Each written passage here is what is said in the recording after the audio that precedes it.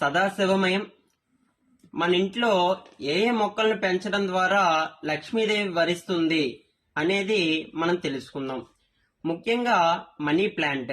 ఈ money plant ని ఆగ్నేయ మూలలో పెంచడం ద్వారా మనకి లక్ష్మీదేవి అనేది ఎంతగానో వరిస్తుంది.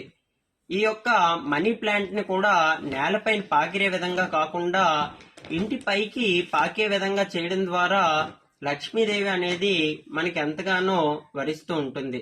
అదే విధంగా ఇంట్లోని తులసి మొక్కలు కూడా లక్ష్మీ తులసి, కృష్ణ తులసి రెండింటినీ కలిపి ఒకే చోటన వేసి ప్రతిరోజు కూడా పూజించడం ద్వారా మనకి లక్ష్మీదేవి అనుగ్రహం కలుగుతుంది.